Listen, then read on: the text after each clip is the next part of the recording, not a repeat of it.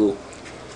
Bonjour à tous et bienvenue à la présentation de notre exposé dont le thème porte sur Java Mail.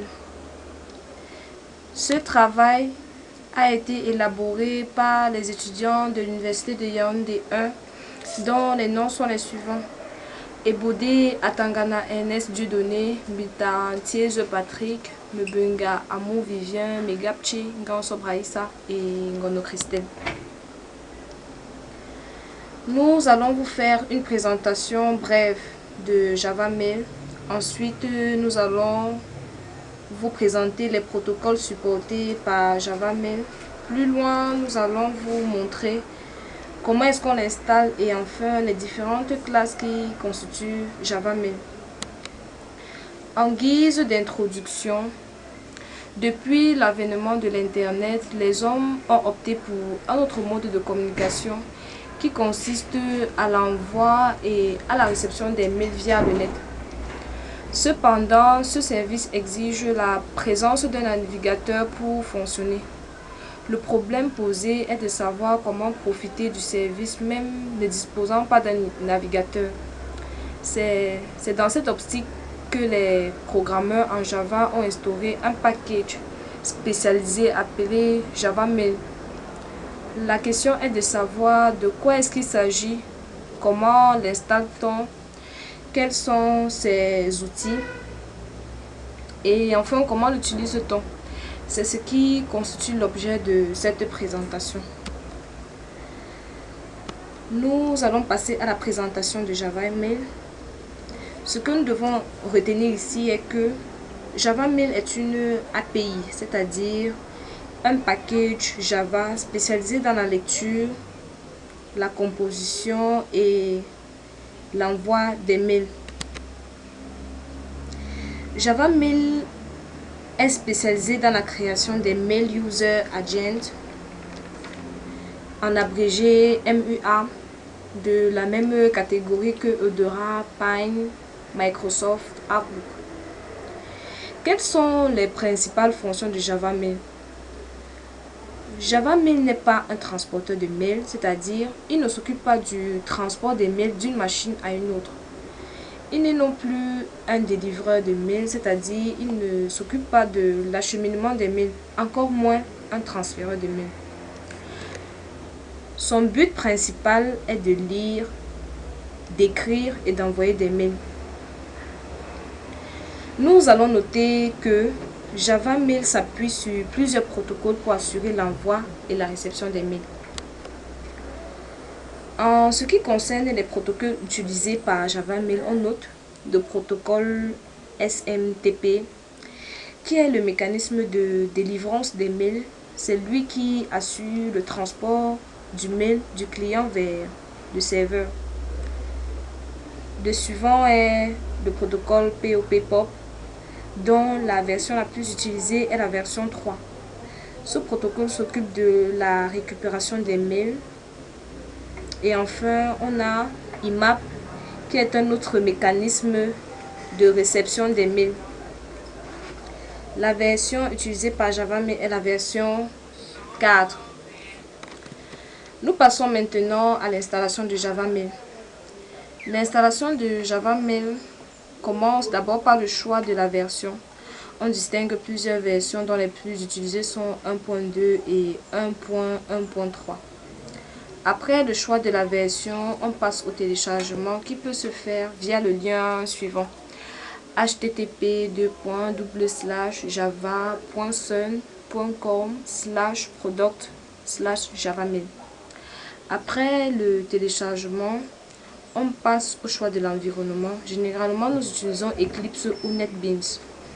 Après le choix de l'environnement, on désigne le fichier téléchargé qu'on ajoute dans le class path et de là, Java Mail est installé.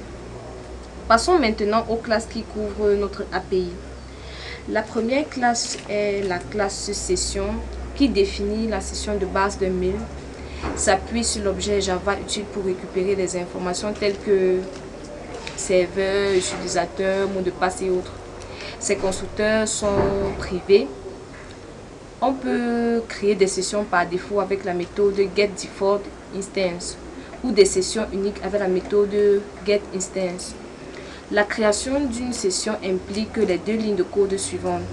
Properties props égale à new properties. Session égale à session.getDefaultInstance prop nul.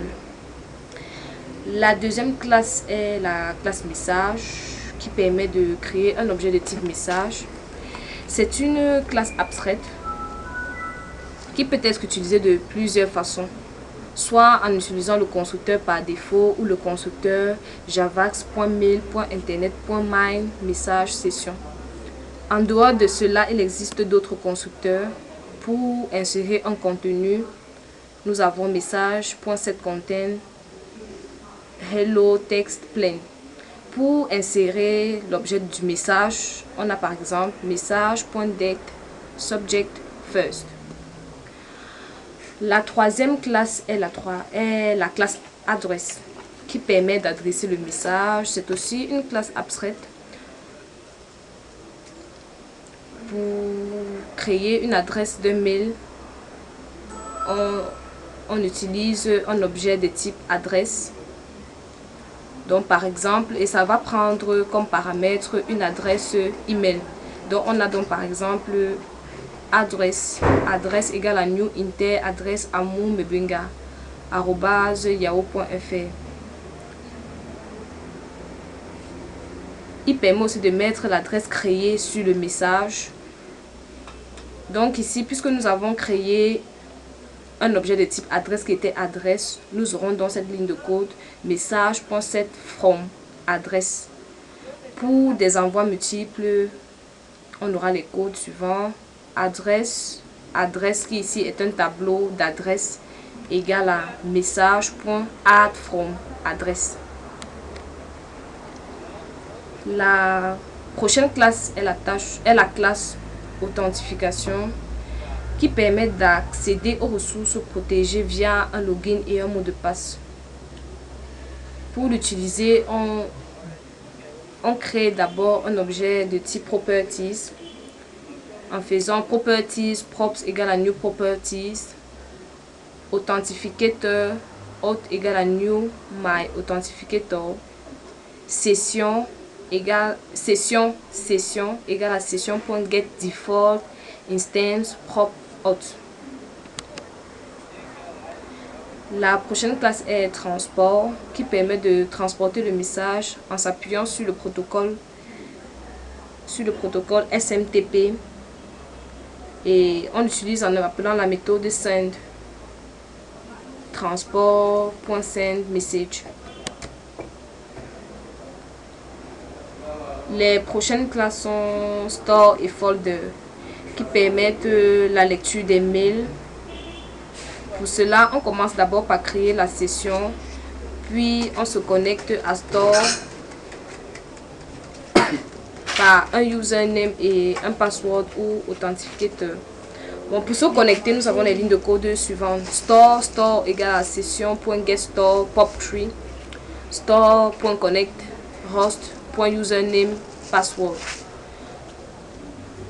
Pour l'ouverture de la boîte de réception, nous avons les lignes de code suivantes. Folder égale à store.getFolder inbox, folder.open, folder.read only.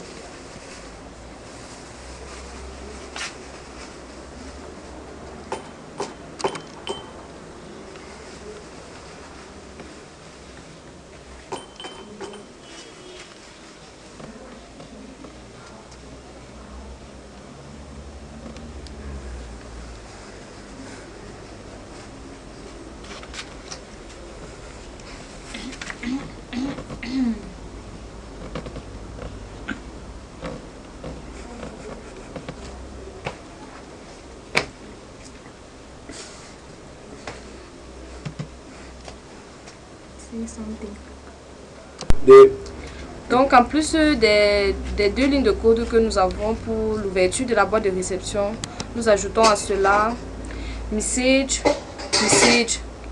ici qui est un tableau, folder.get message Ensuite, pour la lecture des mails, nous avons Get Content qui permet de récupérer le contenu seulement. Et pour pouvoir récupérer le contenu et les en-têtes, nous avons la méthode Write To. Pour fermer les boîtes de réception, nous avons les méthodes Folder.class qui prend en paramètre un booléen et ensuite Store.class. En guise de conclusion, nous pouvons dire que Java Mail est une API Java qui, comme nous l'avons vu, permet d'écrire, de saisir et d'envoyer des mails. Elle s'appuie sur des protocoles pour son fonctionnement et il suffit donc de l'installer et de savoir utiliser les différentes classes Java qu'elle offre et pouvoir ainsi bénéficier de ses services. Merci pour votre aimable attention. Ce qui nous reste à faire maintenant est le cas pratique qui vous sera présenté dans une autre vidéo.